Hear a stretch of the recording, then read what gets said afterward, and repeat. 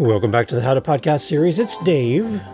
Feels like a festive little land that we got here with this music going on. I feel like I'm trapped in a children's movie. Help! Let me out. Hey, it's July, the end of July, and we're celebrating with the question of the month, your responses. And as I would quote our good friend, Scarlet Classic, "Aw, you guys, you showed up and you delivered, as always. The same cast of characters returning. And I would say to you, if you missed out again, oh no, I missed. Then join us for August question of the month, everyone. You can be a part of the family. We love having you here. So we have some for you, some responses that have come into the question of the month for July 2024. Do you listen to your own podcast? Yes, no, why, or why not? Are you ready? You ready to hear some of the most amazing podcasters in the world? Well, they're all here together. And these are the responses that have come in from the How to Podcast family. I'm so excited. I feel like I need to get a snack. If only I could get some ice cream. Ice cream. What's your favorite ice cream? I like cookie dough, heavenly hash. It's not a drug. Well, it could be. Ice cream could be a drug. I'm on a tangent, and I need to get off this tangent. Welcome to the How to Podcast series. Here we go with the answers to the question of the month for the month of July. Do you listen to your own podcasts? Yes, no, why not? Here's the answers just for you. Here we go. Welcome. You've got mail. I'm Desiree Petrick. I am the host of the Lead with Confidence podcast. Yes, I listen to my own show, and it's not because I'm listening to make things better necessarily. It's not because I want to criticize. It's because I truly enjoy listening to the conversation that I'm able to have with other people. Sometimes when you're in the middle of the conversation, you don't get to get the value out of it that you hope you could. So if you get to go back and listen to it, you might learn something from yourself that didn't click in the moment you were saying it, that you can then take into the rest of your day, the rest of your week, until you anxiously await the next podcast episode from your own show that's going to drop so you can listen again. Hi, Dave. This is Gary from Healthy Vegan Living. Do I listen to my podcast? All right. I don't always listen to it, but when I'm trying to try something new, like I'm opening up different openings right now, I listen to it because I giggle at my own stuff, and I'm curious if other people giggle at their stuff when they're listening to my podcast. But yes, most of the time I listen to it. Like right now, I'm just getting ready to go back over the 30s and 40s and see if they still sound the same or what I'm wanting to have them sound like. All right. Thanks a lot for everything you do for us. I always enjoy listening to your podcast. And I hope to say that I just booked a message with you. Thank you again. Bye-bye now. Hey, Dave. This is your friend, David Beckmeyer, over at the Outrage Overload podcast. Outrage Overload is the podcast where we hit the pause button on the outrage train. We dissect the headlines, peel back the layers of negativity, and explore the science behind why you keep wanting to throw your phone at the wall. So I'm answering your question of the month about do we listen to our own podcasts? And of course I do. I mean, I listen a bunch of times during the production process. When I get the final mix ready, I try it in different places. I listen in the car, things like that, to test the mix in different ways. Once it's published, I don't tend to listen to my own episode unless it's somehow a test or somebody said something's weird about the episode and I want to listen to it. But for the most part, I've already heard the thing enough, and I don't go listen to it on the show itself unless there's some specific reason to do that. But before that, I've listened to the thing a ton of times. Thanks for the question. And keep up the great work at How to Podcast series, as well as everything else you're doing to help us in this industry. Thanks so much, Dave. Hi, Dave. This is Monica Dominic with Ferocious Ambition. I am the host of this brand new podcast that has only a few episodes. I believe I'm at 7 or 8 right now. So the answer to your question of, do I listen to my own show? Heck yes, I do. Absolutely, I listen to my own show. And the first time I started listening to my own show was just to say, did I do it? And to get the Spotify rankings up there to show that I had listeners. But then I started learning that as I listened, I could listen to my cadence, I could listen to my delivery, I could listen to my tone and my voice, and I could also listen to what I was hearing my interviews do. I started noticing the software was doing some glitches that I didn't like. I started hearing different levels of volumes of my guests who perhaps were interviewing without a speaker or without a microphone. So those were all things that I was able to learn by listening to my own podcast. So I absolutely listen to my own show. I encourage everybody else to listen to their own show because you may not be used to hearing your own voice, but you've got to get used to it because if you're not liking what you're hearing, the listeners out there won't like it as well. So my advice to any of your listeners is to always, always listen to your own podcast. Dave, it's JJ from What's Your Ripple, that awesome podcast where my guests get to tell their stories of how someone or something impacted and changed their life forever, making a ripple, a positive change. And now what they are doing with that ripple effect today. It's a pretty cool podcast. Hope you listen in. And I'm actually sending this message to answer your question whether I listen to my own podcasts. And yes, absolutely I do, because I get to pick up things that I'm doing not correct or that I don't like, and also to give inspiration. I love listening to people's stories and hearing them on my podcast, and I hope you do as well. And I hope to have more on there really soon. So thank you, Dave. Appreciate the question. And as always, be sure to pause, love yourself, and be aware of your ripple. Thank you. With love and gratitude, JJ. This is Eric Seaman, co-host of the podcast Real Siblings. It Ain't Easy, and an answer to the July question, do I listen to my podcast? Let me start that by saying, number one is I do all of my own editing. And with the amount of time it takes me to edit, once I'm done, I never listen to the episode before I publish it through my host. So the first time I listen to it in its finished format is on some player. I listen on multiple platforms, so I get an indication if the volume, if the limiting, if the compression, if those kind of things related to the final edit work equally across all different players, platforms, that sort of thing. So yes, I listen to it. Yes, I do it a final edit. And yes, I listen to it on multiple platforms. So there you go. There's our responses. Amazing. Thank you, everybody, for being part of the podcast. And if you want to be part of it next month, all you have to do is go to howtopodcast.ca and answer the question of the month for August. What is the question of the month?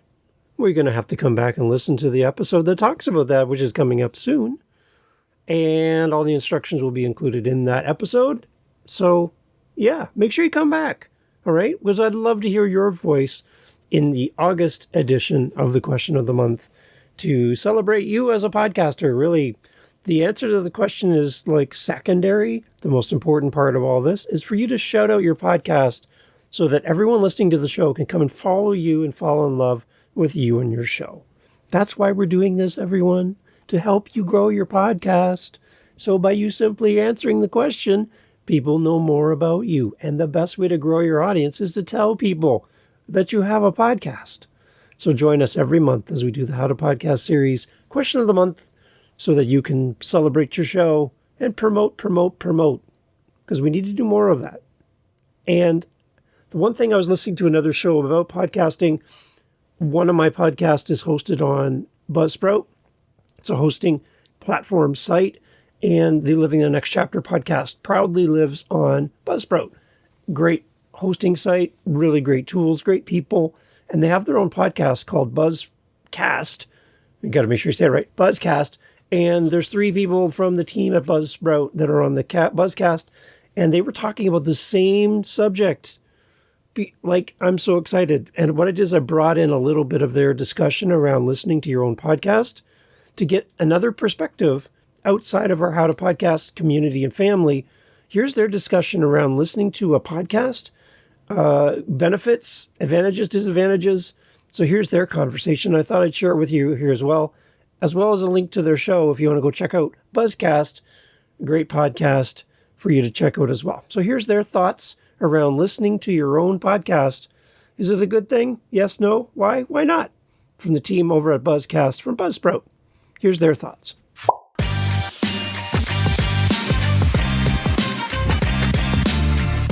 Our last episode, by the way, I mean, I know I already said this, best episode. Best Buzzcast. It was really solid. Like, not to toot my own horn, but toot. I'm proud of Albin for just listening, because he usually does not listen to the episodes. I do listen to some of them, but not all. So maybe I just need to listen to more. I feel like it's a good topic of conversation. Like, should podcasters listen to their own episodes after they publish them? I do listen to my episodes. There was one time I was listening to an episode of the Bedtime Story podcast, and while I was folding laundry, just to like give it a once over, and I had accidentally left in like a loud burp because I was like, I took a drink and then I burped, and I forgot to edit that out. And like, thank God I was listening to that, because I'm sure that would be very jarring for people. Yeah. So that's my, yes, definitely listen to your episodes story. I think oftentimes we get lured into this false confidence because we've listened to it especially, if you're editing, right? You've listened to each piece of that hundreds of times by the time you're through the whole edit. And so then you're like, oh, it's good. It's great. I don't want to sit around for 45 minutes and listen to the whole thing nonstop as a listener.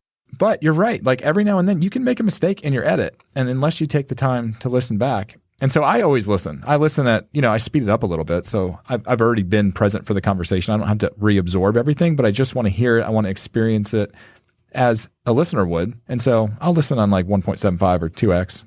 I get through a Buzzcast in 20 minutes. How are you going to get better if you're not listening? Yes. If you're just listening while you're editing, I don't think you're not really getting the experience that you're putting out to the world. So I think you have to listen, even if you're kind of like, gosh, I already know all this. I was already there. I said it all myself. Now you need to experience it the same way that your audience will.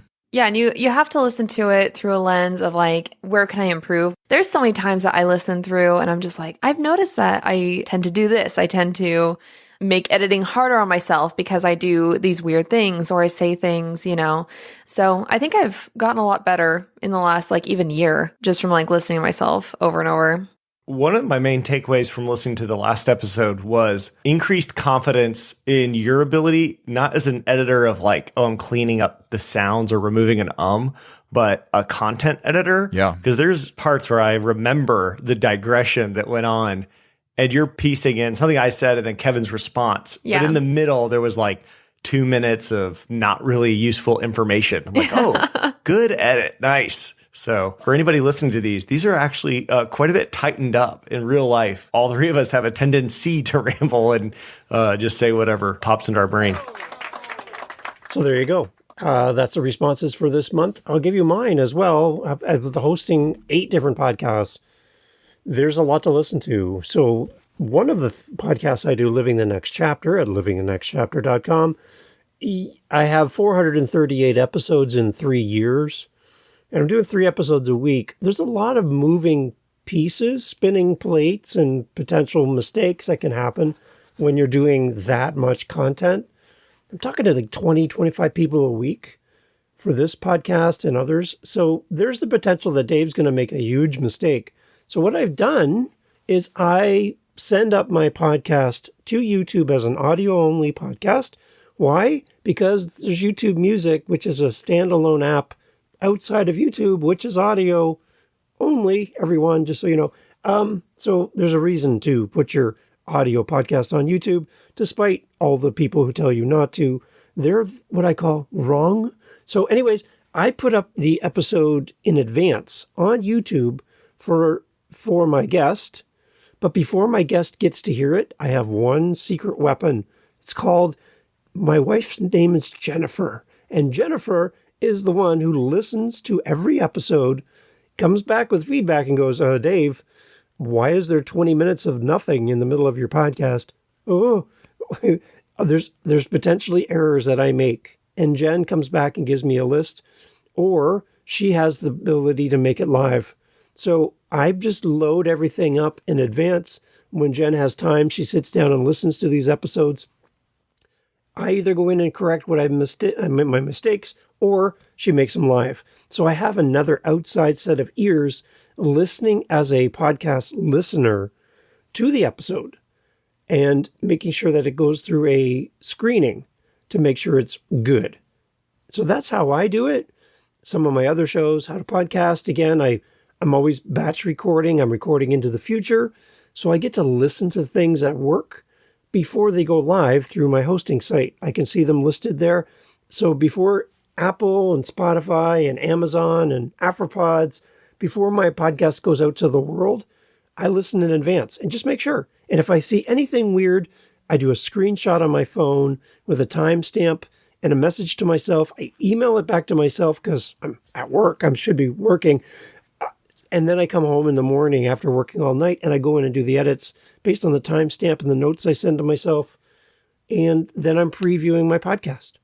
So there is a way to do it. You got to be creative.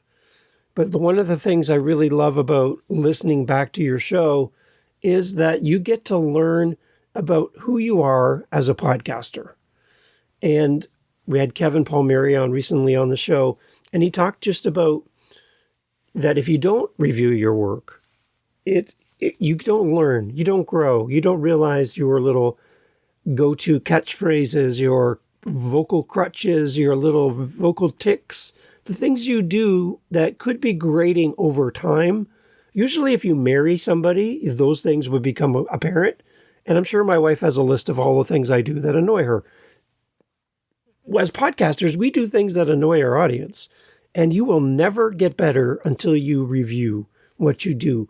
And if you ever have plans to turning your podcast into an on-stage speaking experience where you're in front of a live audience with no edits, if you are in the habit of editing out your mistakes without improving, without trying to do less mistakes, the moment you step on stage, the non-edited version of you is going to be very hard to hide in front of a large live audience.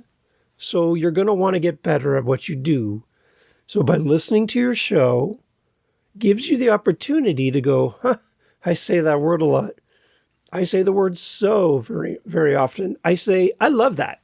At the end of every time somebody says something on my podcast, I say it a lot. And now it's my thing. So if you go back to Kevin Palmieri's episode here on the podcast, you'll understand how the word pickle has to do with editing your podcast and self-editing yourself. So go listen to Kevin Palmieri's episode here on the How to Podcast series and find the word pickle in our conversation around podcasting. Very weird that the word pickle would show up in a podcast about podcasting, but I think it'll help you to be a better you as you get on the mic. So listen to your show. Go out and listen to an episode. Fall in love with your show the way a listener would fall in love with your show. As you do so, you're going to grow, you're going to get better, you're going to improve. And who benefits? You, your show, and your audience. Because you're getting better at what you do. And don't we all want to be a little bit better than we were last time? Isn't that called progress? Isn't that called improvement? Aren't we continuously wanting to improve our podcast? I hope so. And by listening to your show, we'll give you the outside view into the world of your podcast. But when you do listen, listen as a listener. Don't listen as a podcaster.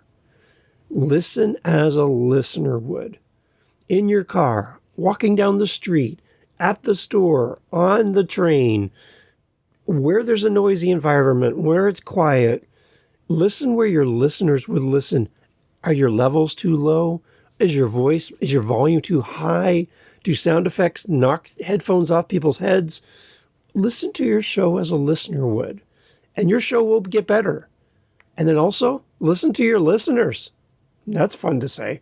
Listen to your listeners. Set up a speak pipe. Set up a way for your audience to communicate with you so that you can hear from them and then pivot, improve, and do a better show for your listeners on the next episode. So as soon as you're done here, I want you to go back and listen to one of your episodes as a listener. Don't listen on 3,000 times speed. Listen as a listener would and go, was that the best? Did I do the best in my content? Did I do the best for my guest? Could I get better?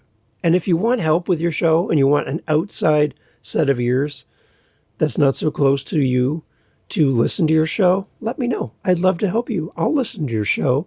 I'll give you feedback. I'll give you points where you can maybe improve and things you're doing great. And if that helps you, awesome. howtopodcast.ca. There's a link in the notes.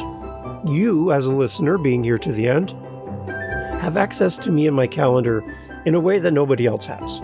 It's a free 30-minute call. You can use it when you want to get in, talk about your podcast. The link is there. Let me know. I would love to talk to you about your show, whether you've started or you're thinking of starting, and you want a good positive response and some positive thoughts around your show. Instead of some of the negativity out there today, let's be positive, people, and I'd love to help you with your show. Reach out. Let's work together, and let's have a great podcast. Everyone, keep recording, keep doing your thing, keep doing your thing. Show up for your audience. Thanks for listening. Thanks for responding to the question of the month for July. Do you listen to your own show? Yes, no, why not? Thanks everyone for participating. Catch you in August. Please respond because I'd love to promote you here on the podcast. Take care, everyone.